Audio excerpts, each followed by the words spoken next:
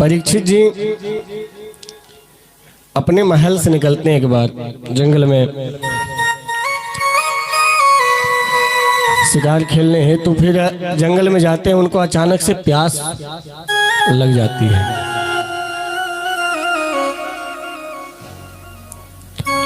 और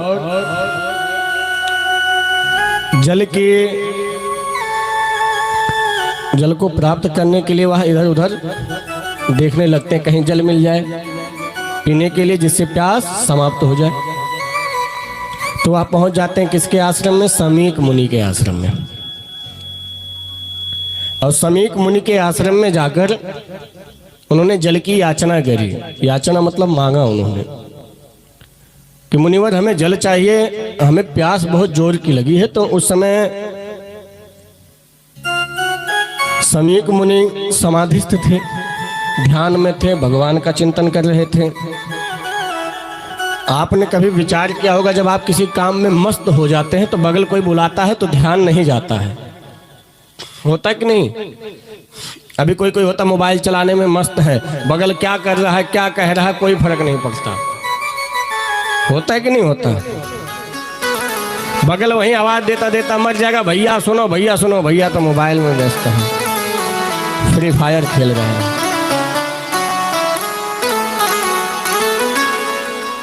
लेकिन हमारे समीक मुनि ध्यान में मस्त है, परमात्मा के चिंतन में मस्त है, भजन में मस्त है। तो उस ध्यान की अवस्था में उनको बाहर का ध्यान नहीं था कि बाहर कौन आ रहा है जा रहा है कौन बुला रहा है, अंतर्मुखी हो चुके थे।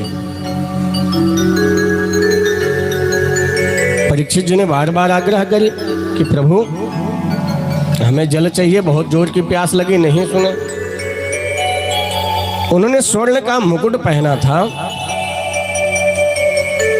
और संत जन कहते हैं कि वह मुकुट जरासंध की थी जिसको परीक्षित ने पहन रखा था। उस पे कलयुग आके बैठ गया।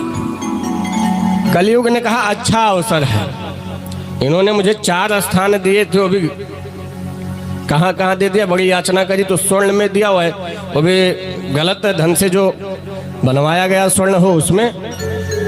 तो यह जरासंध का पाप की कमाई थी उसके बनाए हुए स्वर्ण से है, तो इसमें बैठ जाता हूँ। और आज मुझे अवसर मिला है इसके मति को फेरने का।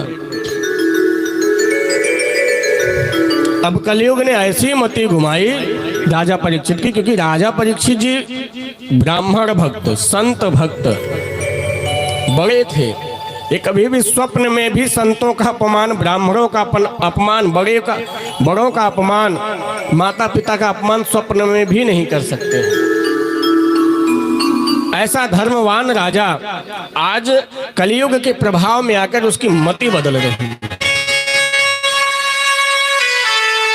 महाराज ऐसी मति बदली कि वहीं बगल में एक सर्प मरा हुआ पड़ा था। सर्प समझ रहे ना, सांप। सर्प मृत्यु अवस्था में पड़ा हुआ था, उसको ऐसे तीर से उठाए और गले में डाल के चल दिए। वहां आश्रम में जो शिष्यगण थे उन्होंने देखा यह दृश्य, पहुंचे दौड़ते हुए उनके पुत्र श्रृंगी ऋषि के पास,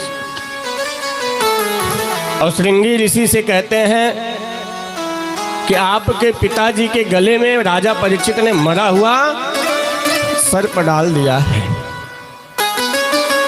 उसी समय श्रृंगी ऋषि को क्रोध आ जाता। तत्क्षण कौशिकी नदी में स्नान कर रहे होते हैं श्रृंगी ऋषि, जल उठाते हाथ में लेते हैं और वहीं से श्राप दे देते हैं। आज मैं श्राप देता हूं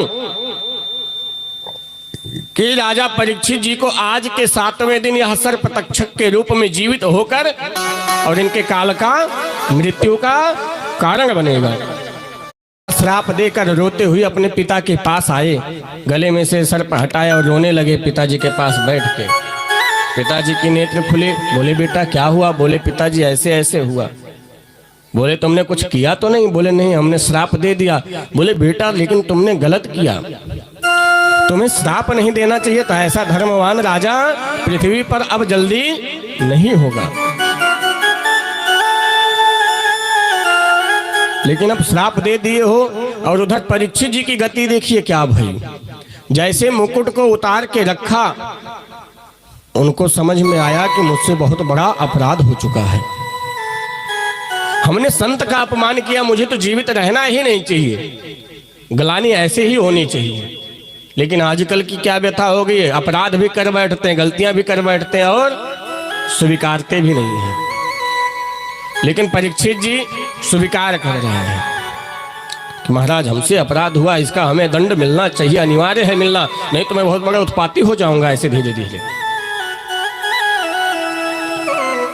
तब तक समीक मुनि के भेजे गए शिष्य वहां पहुंचते हैं। उन्होंने बताया, राजन आपको श्राप मिल चुका है। बोले क्या श्राप मिला है? बोले श्राप यह मिला है कि आज के 7वें दिन आपकी मृत्यु सुनिश्चित हो चुकी है तक्षक के काटने से। परीक्षित जी महाराज प्रसन्न हो गए, चलो मेरे कर्म का फल मुझे मिल गया, जो मैंने अपराध किया उसका दंड मुझे मिल गया। लेकिन आजकल की दशा, कोई गलती भी करे और उसका दंड मिले तो गाली ऊपर से देता है। तो गलतियां करो तो उसको स्वीकार भी करो और उसका दंड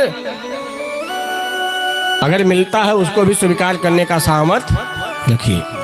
अब राजा परीक्षित की दशा देखिए यहाँ पे। जैसे ही पता चला उन्होंने अपने राजपाट को त्याग दिया, अपने पुत्र जनमेजय का तिलक किया और वहां से निकल लिए। परीक्षित की मृत्यु कितने दिन में होनी थी? 7 दिन में। और हमारी आपकी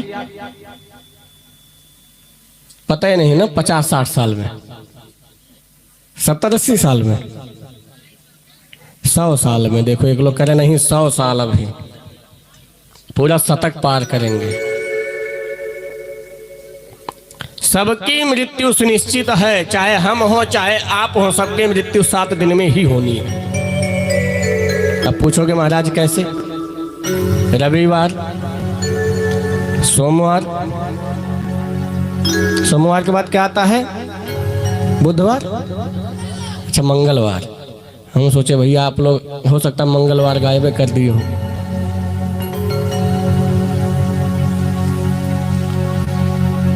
मंगलवार, बुधवार, बृहस्पतिवार, शुक्रवार, शनिवार, यही 7 दिन होता है ना। शनि के बाद फिर रविवार आ जाएगा भैया, वहीं से कहे हम। तो इस 7 दिवस के अंतर्गत सबको जाना है। जाना है कि नहीं जाना है? कि कोई 8वां दिन बना है हम लोगों के लिए? तो यही कथा का भाव है। इन्हीं 7 दिवसों में सभी मनुष्यों को जाना है, सभी जीवों को जाना है। लेकिन मनुष्य फिर भी अहंकार में भरा पड़ा है। कह रहे हम तो आए हैं, अभी मुझे बहुत दिन रहना है। दिन का कोई पता है? कोई पता नहीं किसको कितने दिन रहना है। जाना सबको है, लेकिन अहंकार भरा है। शमशान घाट में बैठ जाओ कुछ पल के लिए, अगर चिता को जलते हुए देख लो ध्यान से, कुछ पल के लिए वैराग्य जाग जाता है। अरे हम क्या कर रहे हैं, किसके लिए इतना कर रहे हैं? आना तो एक दिन यहीं पे है। और जैसे ही शमशान से बाहर निकलो फोन करके, अरे भैंस को चारा दिए हो कि नहीं? घर का काम याद आ जाता है। माई बाप कहने का भाव इतना है, घर का काम भी करिए, अपना जो काम है वह काम भी करिए, लेकिन साथ में राम राम जरूर करिए, भजिए, छोड़िए मत। हम ये नहीं कहते कि आप 10 घंटा भजन करो, चलते फिरते राम नाम स्मरण होना चाहिए। अरे आज किस समय की व्यथा क्या बताएं आपको कि काम करते रहेंगे, ईयरफोन लगा लेंगे, फिल्मी गाने बजा के सुनते रहेंगे कि नहीं? उसी जगह आप भजन बजा लीजिए, नाम संकीर्तन बजा लीजिए, सुनते रहिए, गाते रहिए, उसी के साथ साथ आपका भजन भी हो जाएगा, काम भी हो जाएगा और प्रभु नाम जाप भी हो जाएगा कि नहीं हो जाएगा? करने की आवश्यकता है, लेकिन आजकल बहाने। अजय महाराज मरने का समय नहीं है, समय ही नहीं है। और सही बात तो समय नहीं है, कब मर जाए कोई पता नहीं है।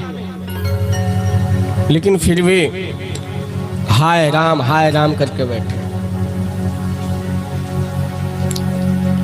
परीक्षित जी को पता चला अब परीक्षित जी पहुंच गए सुक्ताल।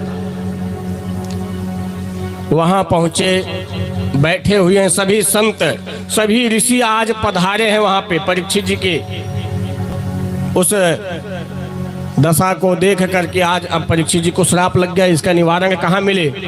तब सुखदेव जी का आगमन होता है।